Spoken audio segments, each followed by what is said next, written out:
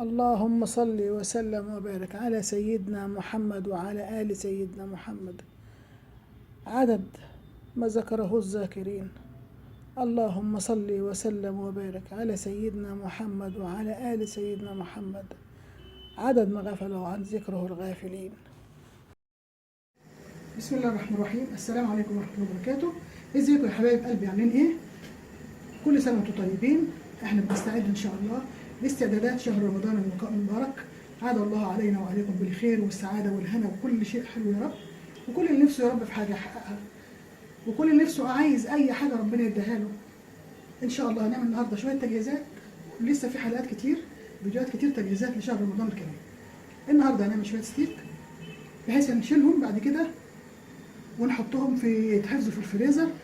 اما نحب نعمل الاكل نطلعهم في اي وجبه في اي يوم، هنطلعهم على طول ونسخنهم في الفرن وجاهزين جنب اي حاجه، جنب شويه مكرونه، جنب شويه رز، هيقضوا الغرض، جنب بطاطس بوريه.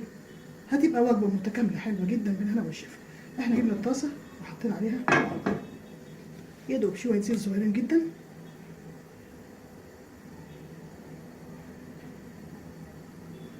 يعني ممكن هي كده حاجه ما لهاش يعني صغيره قوي مش كتير. هنسخن الطاسه، تسخن الطاسه كويس. الستيك ده هنعمل فيه ايه؟ بعد ما نجهزه ان شاء الله هنطلعه نحطه في صينيه مثلا زي دي، وهنشيله نحط الصينيه دي نفسها في كيس او في اي حاجه ونشيله في الفريزر. وقت ما نحب نطلعه يفك فتره كده قبل ما نشيله في نسخنه، وتحط الصينيه في الفرن. بس طبعا هنشيل الورق ده، تحط الصينيه في الفرن يسخن كده. جاهزه عندك اللحمه. يبقى فاضل ايه؟ فاضل يا دوب هتعملي شويه رز، مكرونه، بطاطس بوريه، اي حاجه زي الفل. بسم الله الرحمن الرحيم. لازم الطشه دي حلوه عشان تسمع اللحمه كده. بسم الله كده حلوه قوي. ابدا اعملها ان شاء الله. دي هتخفف عليك الشغل اخر ده.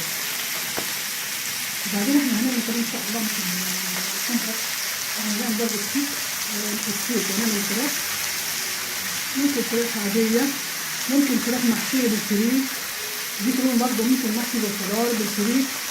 هنعمله مع بعض وهنشوف كده بحيث ان كل الحاجات دي جاهزه. وانت بتحمري في الستيك زي كده وتحطيهم زي ما انت عايزه. حط على قد الوجبه بتاعتك اليوم او الطاقه، حط في كيس، حط في علبه، حط في صينيه بحيث تطلعهم في الفرن على طول، يعني زي ما تحبي، بحيث تطلعيهم في الفطار قبل الفطار بفتره يفكوا وتسخنيهم كده جنبهم شويه رز، مكرونه، رز، اي حاجه هيقضي غير شويه سلطه. اليوم بيعدي بخير ان شاء الله. هنعمل برضه استعدادات اللي هي تجهيزات رمضان قبل شهر رمضان عشان توفر علينا. هنجهز ازاي حاجات كنافه، هنجهز الشربات، هنجهز بصل، هنجهز ثوم، هنجهز حاجات كتير قوي ان شاء الله. ربنا يقدرنا نعملهم بحيث نخلي شهر رمضان يبقى حاجات سهله. نجيب كده من برطمان الثوم تحطي، برطمان بصل تحطي، يبقى عندك الصلصه، عندك كل حاجه. مش هتاخد منك الأكلة 10 دقايق تجهزيها أو نص ساعة بالكتير قوي. هتلاقي نفسك عندك لحوم، فراخ، والحاجات اللي جنبها الرز ولا المكرونة ولا أي شيء كده. احنا بنحط اللحمة ونرش عليها شوية ملح بس صغيرين كده، ما بنحطش أي حاجة تانية. كمان عايزة بس بحط، بس أنا الأساس بحط الملح عشان اللي مش كل الناس بتحب الفلفل. بس بسم الله ما شاء الله من اول قلبه. بسم الله ما شاء الله زي الفل. في كمان عندنا مرق عظم. مرق عظم ده ممكن برضه تحطيه لو عندك، هيرطب. انا عندي هيرطب اللحمه حلاوه طريه وكويسه وناعمه. ولو مفيش مشكله، هو كده زي الفل. مفيش اي حاجه عليه، بتطلع كويسه ومستويه. وهقطعها قدامكم بس الخضروات وكده صغيره. فهنا بنجهز ان شاء الله في رمضان، وان شاء الله هنبقى مع بعض دايما، ويشرفني ويسعدني كل اللي يشوف في القناه. هي مش بتاعتي، دي بتاعتي وبتاعتنا مع بعض، لان انتوا اللي تكبروها وانتوا اللي تعملوها يعني كتير زي ما بيقولوا كده. وان شاء الله القناه بتاعتنا دي مع بعض هتكبر باذن الله بيكم ان شاء الله هتبقى قناه معروفه بين الناس كلها، ووصفات كتير جدا جايه ان شاء الله. كل يوم هتلاقي شكل، كل وصفه تختلف عن الثانيه، وكل حاجه ان شاء الله مش اكل بس. فاحنا كده بنحمل اول جزء اهو، وخليكم معانا اشتركوا ان شاء الله كده وصوروا الفيديو، وباذن الله مش هتندموا، هتشوفوا حاجات حلوه كتير جدا. ده اول قناه النهارده ان شاء الله. ربنا يا رب جعلها وش السعد علينا وعليكم، وتكبروها، والفضل في الاول وفي الاخر ربنا وليكم. انا يا دوب بقدم في الفيديو مش حاجه ثانيه، اللي يكبرها ويشيرها ويخليها تتعرف بالناس كلها انتوا. فهكمل يا حبايبي وهوريكم كده ازاي تفرز عشان ما اطولش عليكم.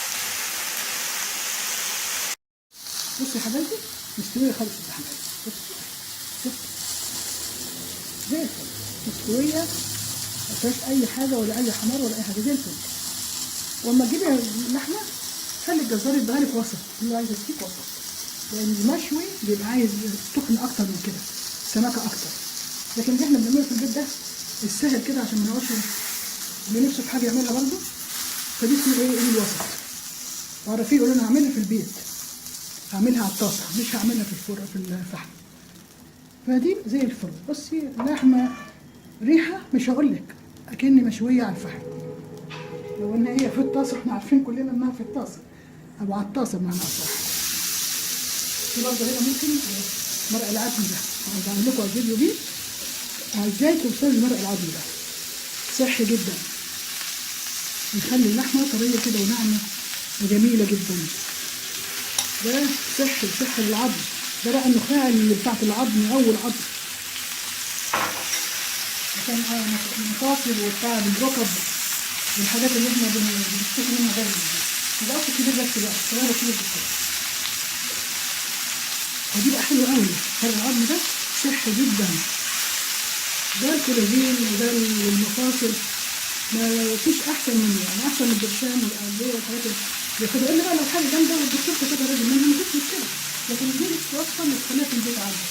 فرق العظم حطي على اي حاجه، حطي على حساب، حطي على سلطات انت بتعمليه، هيبقى في كالسيوم، يعني فعلا الكالسيوم ده احسن من اي نوع. كده تقولي الكوارع بس دي احسن من الكوارع على فكره. فرق العظم هعمل لكم فيديو دي ان شاء الله، وهتشوفوا ازاي الميه هتتحول يعني جل كده وشوربه ملهاش حل، فايده جميله جدا. هعمل لكم ان شاء الله.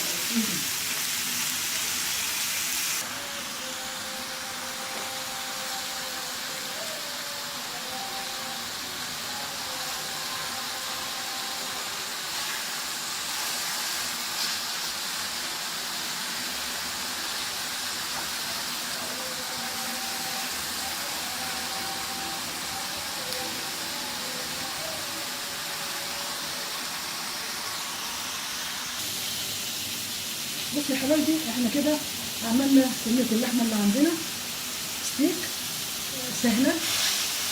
الفقرات ما فيهاش بنتي، هي لما الجزار بتروحي له تقول له انا عايزة لحمة اللي هي لو انت هتشويها على الفحم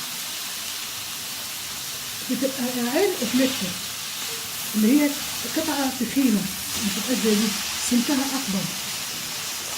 لكن دي هتقول انا عايزة يعني حسب ما انت عايزه كيلو 2 3 من انتر كوب لحم، انتر كوب هي، ويقطعها لك طبعا برضه عشان الصوص راجع، يقطعها لك متوسطه، تقولي ان اعملها ستيك على الطاسه البوتاجاز من فوق عشان يبقى عارف ما يقطعهاش كتير. دي اللحمه بتاعتنا هنا بقى ممكن تعملي تقطعها بقى زي مزاجك، يعني عايزه تقسمي من الاول خالص انت بتشيلي كده تحطي في اي طبق الومنيوم اللي هم بيجي في الاوردرات ده، وحطي لكل واحد الوجبه بتاعته زي ما تحبي، تحطي حته 2 3 زي ما تحبي، وكل واحد ماشي هو في الفريزر. عايزه تحطيهم كلهم في صينيه زي كده تحطيها في كيس وتقفليها او ورق ألمونيوم وتقفليها وتحطيها في الفريزر كله ماشي، يعني دي ماشيه كله ماشيه واتنين زي الفل كده. احنا عملنا النهارده الستيك ان شاء الله، استنونا في حاجات كتير جدا هتعجبكم وهتوفر عليكم الشغل في الصيام، عشان تبقوا متفرغين تقروا في القرآن وتسمعوا قرآن وتريحوا أعصابكم، لأن ده شهر القرآن، ربنا يعود علينا وعليكم كتير يا رب. وبلغنا رمضان بخير، اللهم امين يا رب العالمين. والسلام عليكم ورحمه الله وبركاته. حبايبي الف سلام.